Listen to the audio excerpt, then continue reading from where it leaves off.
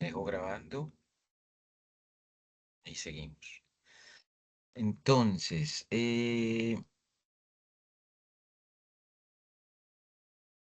para retomar un poco la idea central, el punto es que nosotros teníamos un concepto sobre el ingreso disponible.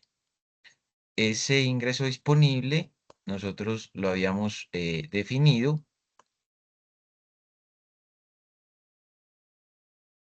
como el ingreso sumado las transferencias y restado el efecto de los impuestos. Esa era nuestra definición.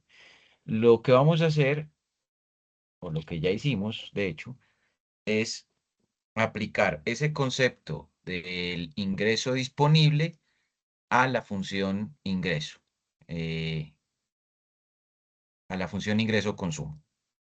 Entonces, la idea es tomar este valor del ingreso disponible que tenemos acá y reemplazarlo sobre este ingreso que tenemos acá, que ahora pasaría a ser el ingreso disponible. Entonces, una vez hacemos ese reemplazo, la expresión nos queda como que el consumo sería igual al consumo autónomo de siempre, más la propensión marginal al consumo, multiplicando a los componentes del ingreso disponible, que sería el ingreso más transferencias menos impuestos.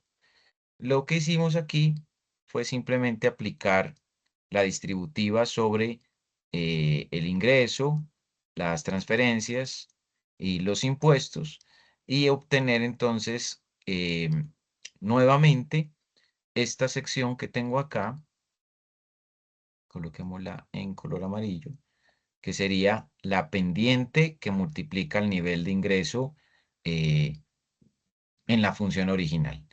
Y de otro lado, yo tendría las propensiones afectadas por transferencias y propensiones que afectan a impuestos. Lo que hago es simplemente colocar la pendiente en la función consumo en esta sección y estos elementos que serían los nuevos autónomos pasarían a agruparse para estructurar, digamos, si se quiere, un consumo autónomo prima, que sería el consumo autónomo original más la propensión afectando a las transferencias constantes y los impuestos que ahora restan, pero que se mantienen constantes.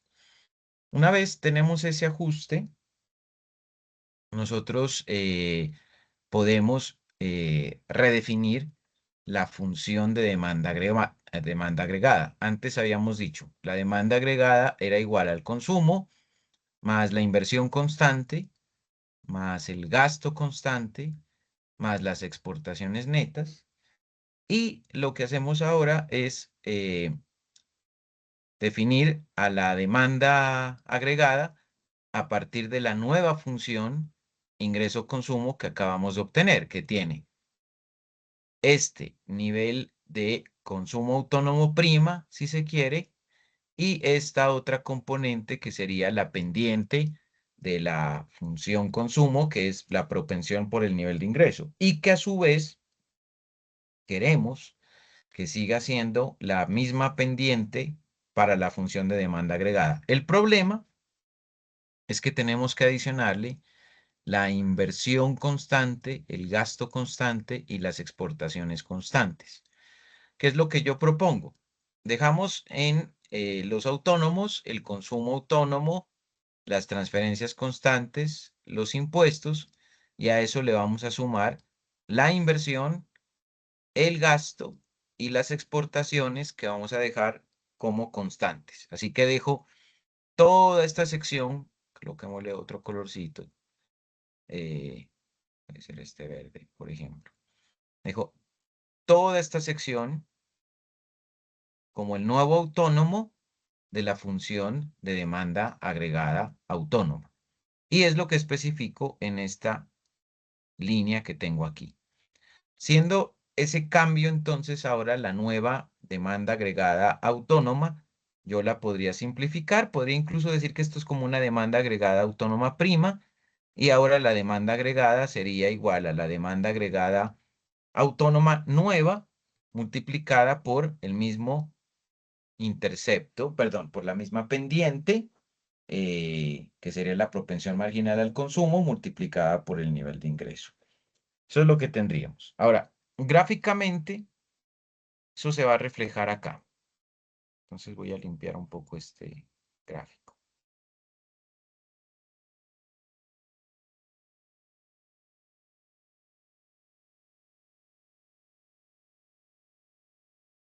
Lo que estaría pasando entonces es que aquí tenemos el antiguo intercepto.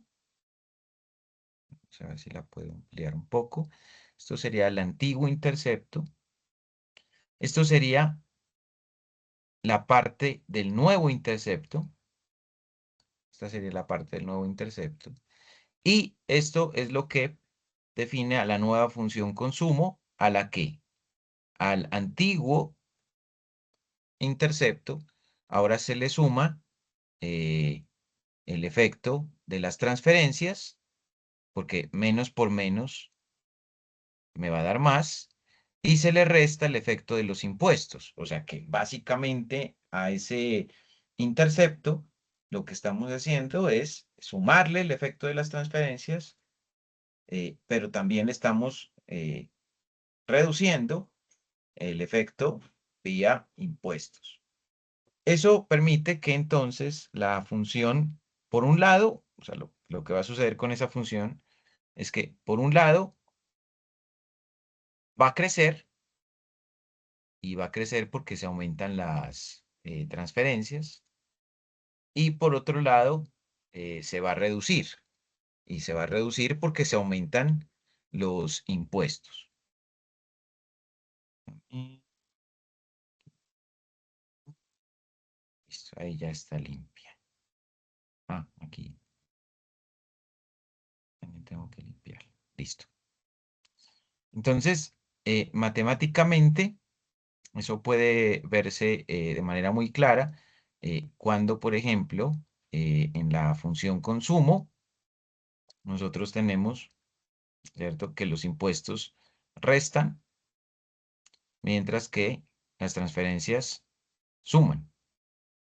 Yo podría agregar un paso adicional aquí para que quede todavía más claro, que sería que el consumo sería igual a el consumo autónomo más la propensión factor de las transferencias que están sumando menos los impuestos que estarían restando.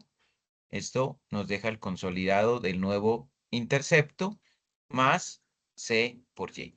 Y es este nuevo intercepto el que se tendría en cuenta para construir la nueva función de demanda. Es decir, la nueva función de demanda, entonces, podríamos nosotros reformularla como, ¿cierto? C barra más C factor de transferencias constantes menos impuestos eh, más, bueno, esto se quedaría aquí hasta allí, y esa sería para la sección del consumo. Pero para la sección de la demanda agregada tendríamos, para la demanda agregada autónoma tenemos que incrementar inversión constante, más gasto constante, más exportaciones netas constantes. Esa sería la forma en que se agrupan los nuevos elementos que harían parte de esta nueva función de demanda agregada autónoma que estoy mostrando acá. Gráficamente, ¿qué es lo que se puede observar? Pues gráficamente lo que se tiene es, para la función consumo, el nuevo intercepto, que es lo que le sube, ¿cierto? Eh, pero eso de que sube es una teoría, porque ¿por qué se ve afectado el nuevo intercepto? Por que ahora aparecen las transferencias y aparecen los impuestos. Es decir, que si las transferencias y los impuestos fueran iguales, entonces esto se volvería cero, y 0 multiplicado por la propensión se volvería 0 y quedaría solamente C barra, es decir, el antiguo intercepto. Es decir, que si las transferencias y los impuestos son iguales, se anularían y eso tendría una multiplicación por la propensión marginal al consumo que igual se anularía y quedaría como base el intercepto antiguo, es decir, C barra, sin ninguna modificación. Por lo que la única razón para que, digamos, el intercepto se modifique podría ser que no haya esa igualdad entre las transferencias y los impuestos. Por ejemplo, si las transferencias superaran a los impuestos, entonces ya nosotros tendríamos que va a cambiar nuestro intercepto. Si las transferencias son mayores que los impuestos, entonces lo que tendríamos es que esto mejora el intercepto. Entonces la función arrancaría más arriba, pero si por el contrario los impuestos superan a las transferencias, entonces lo que pasaría es que el intercepto arrancaría todavía más abajo, más cercano al origen. Eh, Eso por un lado. Por el otro, lo que se mantiene es la pendiente. La pendiente se mantiene porque sigue siendo C, que es la propensión marginal al consumo, multiplicada por el nivel de ingreso. Es decir, esa no sufre cambios. Ahora, para pasar de la función consumo a la función de demanda agregada, lo primero que tendríamos que hacer es construir el intercepto de la función de demanda agregada, que viene dado por A barra. Entonces, ¿qué tendríamos que hacer? Para poder tener A barra, tendríamos que sumar el intercepto de la función consumo, es decir, C barra menos C que multiplica por transferencias menos impuestos, esto es transferencias, menos impuestos constantes. Y a esto tendríamos que sumarle la inversión constante más el gasto constante más las exportaciones netas constantes. Y eso nos llevaría a pasar de este punto que estoy marcando aquí a este punto que llego acá, ¿cierto? Tendríamos ese movimiento en el intercepto y como las dos funciones siguen teniendo el mismo nivel de pendiente, es decir, la propensión por el nivel de ingreso, entonces el desplazamiento sería totalmente paralelo entre las dos funciones. Es decir, lo único que diferenciaría a la demanda agregada de la función consumo es la suma de componentes. La demanda agregada tendría el mismo nivel de pendiente y estaría afectada por el nivel de ingreso, pero en el intercepto tendría, además del consumo afectado por impuestos y transferencias, lo tendría afectado por inversión, por gasto y por exportaciones, lo que haría que se ubique en un nivel más alto. Ahora, en ese punto, en ese nuevo punto de la demanda agregada, tendríamos un punto de corte. Y este punto de corte sería el punto en donde el ingreso es igual a la producción y esto termina siendo igual a la demanda agregada. En ese punto se pueden generar dos situaciones. La primera situación es que si nos ubicamos en un nivel de ingreso pequeño, o sea, si el nivel de ingreso es más pequeño que el de equilibrio, entonces tendríamos esta zona que estoy dibujando. ¿Y qué es lo que sucede en esa zona que estoy dibujando? Allí tendríamos que la demanda agregada es mayor que el nivel de ingreso o producción. Por lo tanto, aquí tendríamos que la inversión no deseada es negativa. Es decir, en última instancia, se necesita invertir más en la economía. Aquí podría colocarle ese mensaje. Se necesita invertir, invertir más. ¿Por qué? Porque hay defectos de inversión. La capacidad productiva de la economía da para que se crezca más. Pero la economía también podría ubicarse por encima del nivel de ingreso de equilibrio, es decir, por acá. Y si eso sucede, lo que tendríamos es que la economía tiene más producción que nivel de demanda. Y si se produce más de lo que se demanda, entonces tendríamos un excedente de inversión. O sea, tendríamos un exceso de inversión. Y ese sí es un problema, ¿cierto? Tendríamos un excedente de inversión. Ahora, ¿qué es lo que plantea la teoría económica? La teoría económica dice, mire, la economía se autorregula. Si la demanda es mayor que el nivel de ingreso, entonces la demanda puede crecer y eso hace que el nivel de ingreso se desplace de estos niveles inferiores hacia el equilibrio. Es decir, ¿y por qué se podría desplazar? Porque se aumentaría la inversión. Al aumentarse la inversión, se incrementa el nivel de ingreso-producción y eso nos lleva al equilibrio.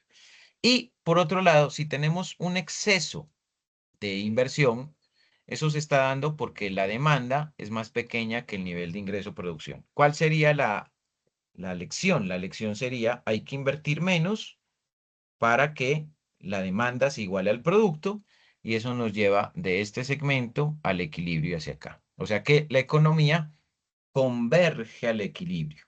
La economía converge hacia el punto de equilibrio. No sé si hasta ahí hay alguna pregunta.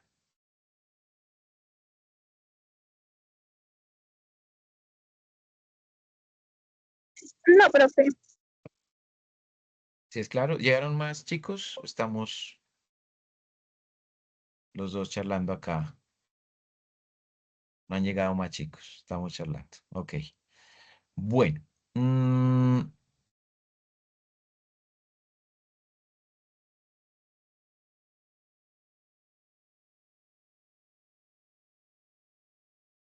En ese punto de equilibrio en el que nos encontramos, aquí no va a haber ni excesos ni defectos de inversión. O sea, en este punto de equilibrio tendremos la inversión óptima también.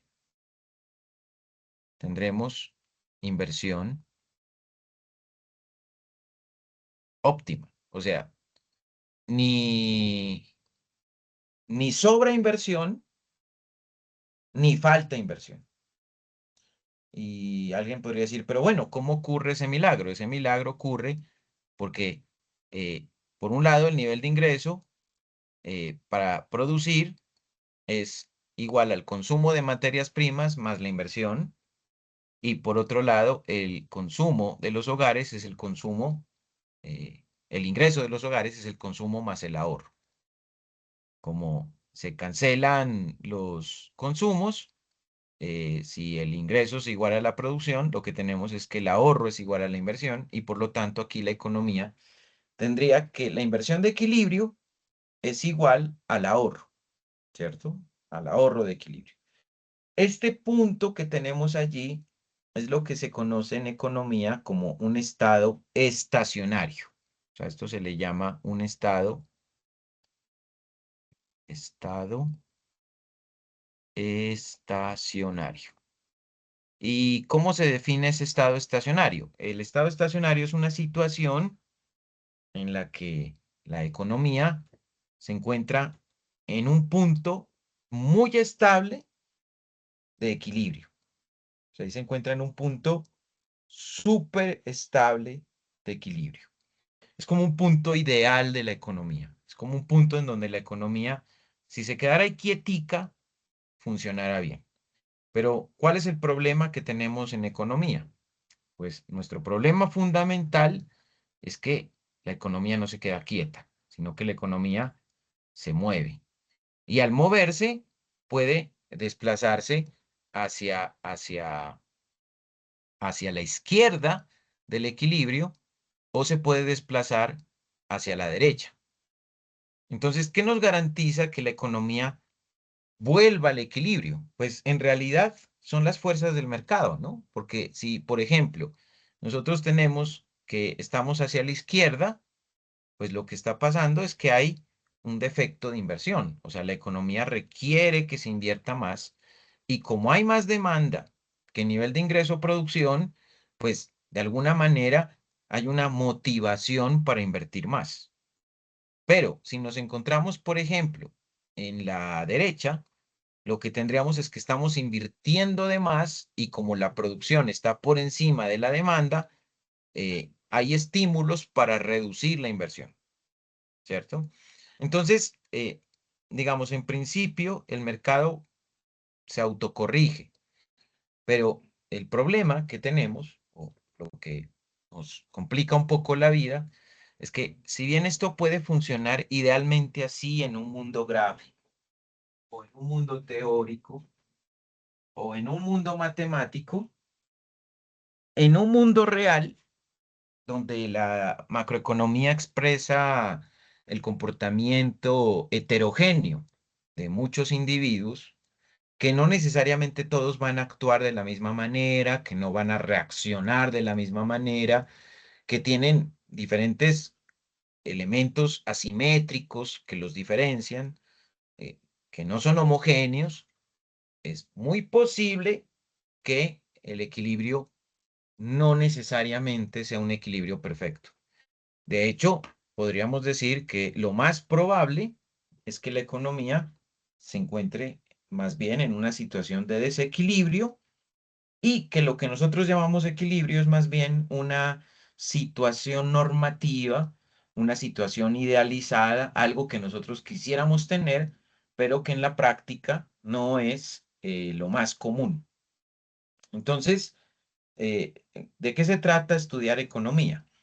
Pues se trata un poco de que sepamos hacia dónde tiene que ir el equilibrio y que tratemos de hacer esfuerzos para lograr una economía estable, a sabiendas de que es posible que eso sea algo idealista, que no se pueda conseguir tan fácilmente, pero que lo que nos interesa realmente es acercarnos lo más posible a esa situación ideal. O sea, si bien podríamos decir, es muy difícil que la economía se encuentre perfectamente equilibrada, pues lo que sí podríamos tratar es de aplicar unas ciertas medidas para que la economía se acerque lo más posible a una situación ideal de equilibrio. Bueno, eso es un poco lo que sucede por este lado. Por otro lado, nosotros también tendríamos que estudiar, ¿cierto? Digamos, dentro de esta economía, lo que sucede con el sector externo. Ya hemos visto que cuando aparece el sector público, las ecuaciones cambian, las ecuaciones se transforman. Fundamentalmente, afecta mucho el sector público a la función consumo, porque al aparecer el sector público con una serie de gastos que si bien por un lado estimulan a la demanda, por el otro lado aparece con una serie de impuestos que pueden afectar incluso el consumo y a su vez afectar la misma demanda. Por eso también hemos visto que aparecen las transferencias, ¿no? El papel de las transferencias es el papel de unas ayudas que el sector público le puede dar a la economía eh, y que pretenden idealmente fortalecer el nivel de ingreso para que haya un poco más de equidad, un poco más de igualdad, pero a su vez tratando de financiar actividades productivas de la economía. No, por ejemplo, como sí lo podrían hacer unos subsidios que pues en realidad por concepción podrían llegar incluso a no tener unos efectos de productividad en la economía. Nosotros en alguna oportunidad habíamos planteado esta expresión y habíamos dicho que el consumo más la inversión, más el gasto, más las exportaciones, que básicamente esto es la demanda agregada, es igual al consumo más el ahorro, más los impuestos menos las transferencias. Y esto se parece muchísimo a la distribución que tenemos de nuestro ingreso. Si aquí, por ejemplo, se cancelan los consumos y pasamos, por ejemplo, este ahorro que está aquí sumando, lo pasamos al otro lado, a restar, nosotros tendríamos que la inversión menos el ahorro, eh, por ejemplo, se podría, inversión, inversión menos el ahorro, podríamos decir que podríamos agruparlos y podría decir yo más, ¿cierto? Podría yo plantearme aquí el gasto eh, menos gasto menos los impuestos más las transferencias y agrupar, y podría decir más las exportaciones netas, eh, suponiendo obviamente que vamos a tener unas exportaciones netas positivas. Esto, ya lo habíamos dicho, sería el equilibrio del balance del sector privado. Esto me plantearía el balance del sector público y esto sería lo que esperamos obtener en balanza comercial. ¿Qué hace este ejercicio matemático que tenemos acá? Plantea todo en términos de, por ejemplo, igualando esto a cero, plantea todo esto en términos de la inversión. Así que si yo quisiera despejar la inversión, de esta última expresión, yo diría la inversión es igual. Me tocaría este ahorro que está aquí restando, pasa al otro lado a sumar, ¿cierto? Este gasto que está aquí sumando pasaría a restar. Estos impuestos que están aquí restando pasarían al otro lado a sumar. Las transferencias que están sumando pasarían al otro lado a restar. Y finalmente estas exportaciones que aquí se encuentran sumando pasarían al otro lado a restar. Así que la inversión, esto sería X exportaciones netas. Así que la inversión sería igual al ahorro menos el gasto público más los impuestos menos las transferencias menos las exportaciones. Matemáticamente hablando, a eso sería igual la inversión. Esto nos puede llevar, en el mismo sentido que estábamos discutiendo en la última clase, a comprender mejor el efecto multiplicador. Resulta que podríamos nosotros considerar que la economía tiene varios momentos. A estos momentos se les puede llamar rondas. Y, por ejemplo, en una primera ronda puede ser que se aumente un componente de la demanda agregada autónoma.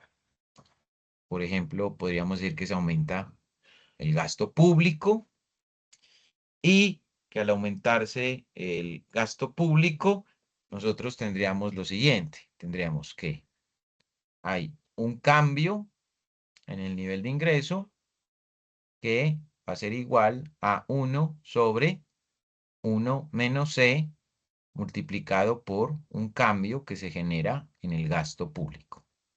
Si el gasto público cambia, ¿cierto? Si el gasto público cambia, se aumenta el gasto público, entonces se va a incrementar un elemento de la demanda agregada autónoma que finalmente hará que aumente el nivel de ingreso-producción. Ahora, esto también puede pasar si aumentan, por ejemplo, qué sé yo, las exportaciones. Si aumentan las exportaciones, entonces ese incremento de las exportaciones se va a multiplicar por 1 sobre 1 menos C, y eso va a tener un efecto sobre el nivel de ingreso-producción. Y también puede aumentar, por ejemplo, la inversión. Fundamentalmente, uno de los elementos que más se ejemplifica es el incremento de la inversión. Y es tanto así que se conoce a este concepto como el multiplicador de la inversión.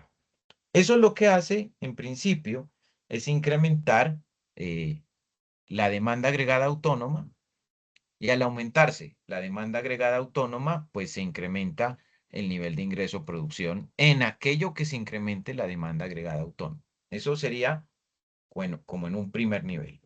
Pero en un segundo nivel, el incremento de la demanda agregada dependería básicamente eh, de qué tan grande es la propensión marginal al consumo. Así que en una segunda ronda, lo que tendríamos que tener en cuenta es que el incremento de la demanda agregada es también afectado por la propensión marginal al consumo. Nosotros veíamos ejemplos ayer de que si se incrementa la propensión marginal al consumo, cualquier incremento que se haga de la inversión va a ser más grande cuando de afectar al nivel de ingreso-producción se trata, que cuando la propensión marginal al consumo es más bien pequeñita. Así las cosas, el aumento en la demanda estaría afectado por la propensión marginal al consumo y eso estaría afectando también a el crecimiento del nivel de ingreso-producción, por lo que se podría crear una secuencia de efectos en donde tendríamos que ahora el incremento del nivel de ingreso-producción es afectado por la propensión marginal al consumo y el efecto que tenga la demanda agregada. Eso estaría pasando en una segunda ronda. En una tercera ronda, se supone que el efecto de la demanda agregada se estaría multiplicando por el cuadrado de la propensión marginal al consumo. Es decir, lo que estoy intentando decir es que si se incrementa el nivel de ingreso, como consecuencia de un incremento en la inversión, pues una parte del incremento del ingreso se va al consumo y como es una parte del ingreso que se va al consumo, entonces eso vuelve a aumentar el nivel de ingreso-producción de tal manera que el nivel de ingreso-producción vuelve otra vez a incrementar el consumo y eso es como si se estuviera incrementando la demanda con un efecto del multiplicador eh, potenciado por el segundo ciclo en el que la propensión marginal al consumo crece. Por decirlo de alguna manera, si la economía, si la economía parte de un primer incremento en la inversión y esto incrementa el nivel de ingreso-producción, al incrementarse el nivel de ingreso-producción, se incrementa el consumo por propensión marginal. Esto vuelve a incrementar la demanda agregada y al incrementarse la demanda agregada, vuelve a incrementarse otra vez el nivel de ingreso o producción. Y eso es lo que estaría pasando en el segundo ciclo, ¿cierto? En el segundo ciclo estaría pasando esto. Y de hecho, esto seguiría pasando en el tercer ciclo, porque al incrementarse otra vez el ingreso o producción, pues tendríamos que otra vez se incrementa el consumo y al incrementarse el consumo se incrementaría una vez más la demanda agregada. Y eso nos llevaría a un tercer ciclo, de tal manera que esos ciclos se irían acumulando de manera exponencial y eso nos llevaría al efecto de la demanda agregada multiplicada por 1 sobre la propensión marginal al ahorro. Entonces, digamos que el efecto no es que se acabe con que se incrementa la inversión y se incrementa el nivel de ingreso, no, porque es como un motorcito en el que si se incrementa la inversión, de ahí en adelante se va a seguir incrementando el nivel de ingreso, el nivel de consumo, el nivel de demanda, y de ahí vuelve otro ciclo. Como se incrementa la demanda, se incrementa el ingreso, se incrementa otra vez el consumo, se incrementa otra vez la demanda, y de ahí vuelve otro ciclo. Se incrementa el nivel de ingreso, se incrementa otra vez el consumo, se incrementa la demanda, y de ahí sigue otro ciclo. Ahora, ¿qué se supone que sucede en un mundo no matemático? Pues en un mundo matemático, esos crecimientos tienden a ser exponenciales.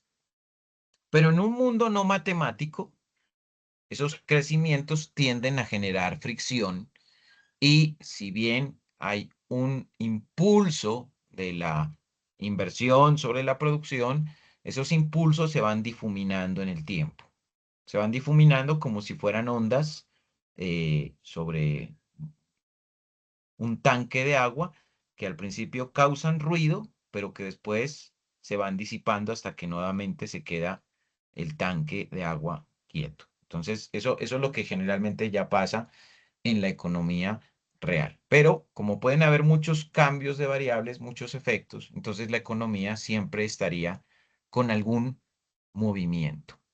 ¿Esto a qué nos lleva formalizando un poco estos cálculos? Pues que la demanda agregada, el incremento en la demanda agregada es el incremento de sucesivos incrementos de las demandas agregadas autónomas que finalmente pueden agruparse a través del efecto multiplicador y que finalmente nos dan a entender que si hay un incremento de la demanda agregada, por ejemplo, en un periodo, llamémoslo T-1, este incremento de la demanda agregada en un periodo anterior puede incrementar la demanda agregada en un periodo posterior.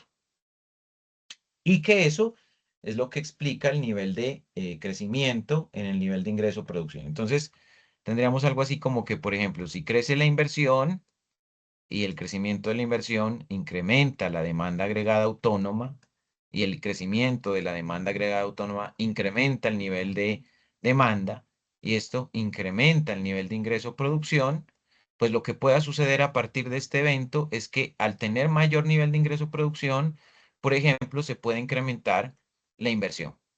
Pero esto ya sería una inversión prima. Al incrementarse la inversión prima, se incrementa la demanda agregada prima. Al incrementarse la demanda agregada prima, se incrementa la demanda agregada total, ¿cierto? Y al incrementarse la demanda agregada total, vuelve a incrementarse otra vez el ingreso producción prima, ¿cierto? Y digamos que ese efecto continúa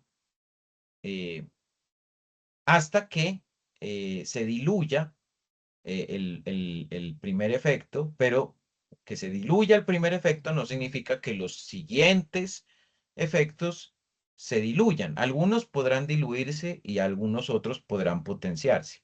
Pero eso eh, es lo que explica que la economía se mantenga cambiando todo el tiempo, porque uno podría perfectamente decir que el primer incremento de la inversión genera un segundo crecimiento de la inversión y esto podría generar hasta un tercer, cuarto, quinto, sexto ciclo de crecimiento de la inversión. Lo mismo con la producción. La producción se incrementa en un primer ciclo, pero ese crecimiento puede afectar el crecimiento de la producción en un periodo T+1. Y digamos, eso es lo que plantea que la economía tenga un comportamiento cíclico o incluso ya, pues si quisiéramos irnos a un nivel matemático más abstracto, incluso senoidal, ¿de acuerdo? O cosenoidal. Bueno, no sé si hasta aquí hay alguna pregunta, alguna inquietud. No, profe. Lo único, de lo último, no sé qué es los últimos términos que dijo. Es lo único. O sea Sobre que no, lo no, las sobre otras dos, ajá, el comportamiento podría ser senoidal. eso. No. Ah, ok, vale. Entonces, bueno, eso tiene que ver un poco con la física y es que, por ejemplo, si esto es el tiempo eh, y aquí tenemos como una escala de medición, entonces lo que puede pasar es que haya un comportamiento con un comportamiento, o sea, una dinámica cíclica de la economía, más o menos de ese estilo. A eso me refiero con un comportamiento senoidal o cosenoidal. Eso podría pasar. Aunque en economía, pues digamos que esas ondas no necesariamente son uniformes. Porque, por ejemplo, uno podría decir, supongamos que si yo pudiera limpiar el efecto de la inversión en el tiempo, o sea, de la primera inversión en el tiempo, yo podría decir, lo que se espera que suceda es que, por ejemplo, se den este tipo de secuencias, que no son uniformes y que en la medida que va pasando el tiempo, el efecto inicial se va diluyendo. Digamos, eso es lo que podría pasar eh, con un primer efecto, por ejemplo, del gasto público sobre el nivel de ingreso producción. Entonces, el primero sí tiene un efecto expansivo, un efecto importante, pero en la medida que va avanzando el tiempo se va diluyendo. Ahora, por ejemplo, también pueden haber reacciones y contrarreacciones en el tiempo en donde, por ejemplo, había algo que tenía un efecto muy pequeñito y que se puede ir expandiendo, ¿cierto? Pero después de que llega a su punto máximo, puede llegar a difuminarse y desaparecer, por ejemplo. Entonces, eh, los ciclos en economía no son uniformes, sino que los ciclos pueden ir cambiando su intensidad. Por ejemplo, en algunos casos, los ciclos pueden fortalecerse y volverse más amplios, tener más amplitud, pero también los ciclos podrían irse desgastando y perdiendo amplitud, incluso hasta desaparecer. Es decir, puede ser que ocurran varios elementos, ¿de acuerdo? Pero, pues, digamos, en una macroeconomía básica no nos vamos a detener a mirar la teoría de las señales, ni mirar la intensidad, amplitud, frecuencia, no. No vamos a analizar eso, pero digamos que sí se puede estudiar, y de hecho hay una área prolífica de trabajo que lo hace, que se llama la econofísica. O sea, la econofísica sí se da el tiempo de tomar las variables y empezar a medir de manera muy, digamos, pormenorizada este tipo de reacciones y contrarreacciones. De hecho, también en econometría, pues incluso se pueden llegar a descomponer las series para mirar cómo es el comportamiento de la tendencia, si hay un comportamiento cíclico, si hay algún ruido aleatorio. Eso también lo hacemos en econometría, pero pues digamos, ya son materias un poco más avanzadas y pues la idea tampoco es en un curso introductorio de macro irnos tan hacia allá. Entonces, pero sí podemos tener ciertas intuiciones de que cuando se mueve una variable en economía, es como si hubiera un efecto dominó y ese efecto dominó, algunas veces a unas variables las golpea muy fuerte, pero a otras las golpea más débilmente, pero todo el tiempo hay movimientos, ¿cierto? O sea, todo el tiempo hay movimientos. O sea, hay reacciones y contrarreacciones y por eso la economía se vuelve cíclica.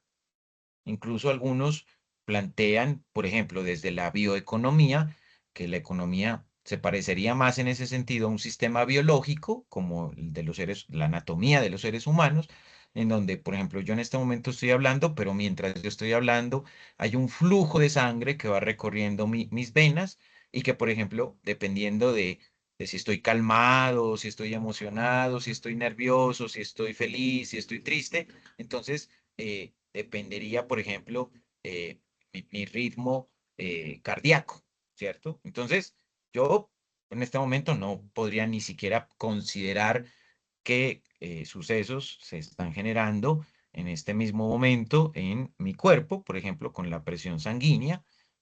No soy consciente de eso, pero eso no significa que no haya un movimiento, que no haya una dinámica mientras yo estoy aquí.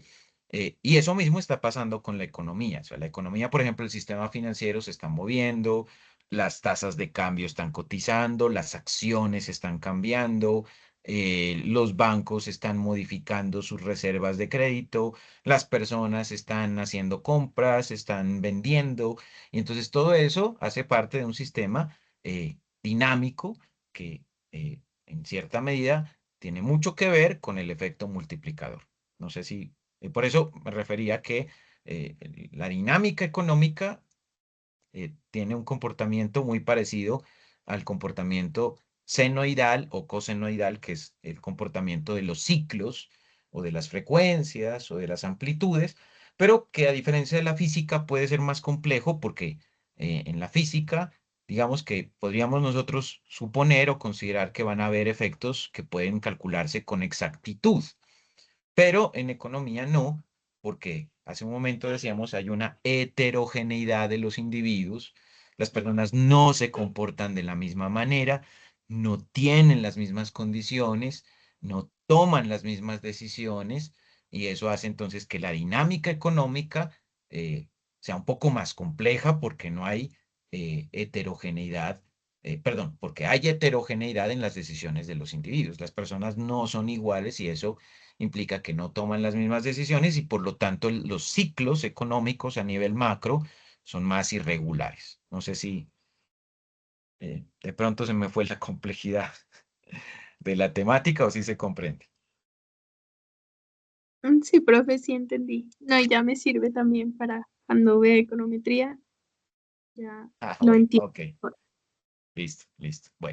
Bueno, por el día de hoy yo la voy a dejar así. Yo creo que voy a dejar la clase allí porque no sé si estoy con más personas. No sé si se conectaron más personas. Bueno, básicamente esto fue una conversación que tuvimos los dos. Entonces, de todas maneras, yo no sé si esto quedará grabado. Si queda grabado, yo lo comparto. Y si no, volvemos a retomar en la próxima clase, pues los elementos más esenciales para aprovechar el tiempo. Hay que revisarse el taller. La próxima clase es importante porque allí podemos hacer el descargo de dudas o de inquietudes con respecto al taller antes del parcial. ¿Listo? Sí, profe. Vale, entonces por hoy lo dejo hasta allí, Sabrina, y nos vemos en la próxima clase. Muchas gracias. Gracias a usted, profe. Hasta luego. Vale, hasta luego.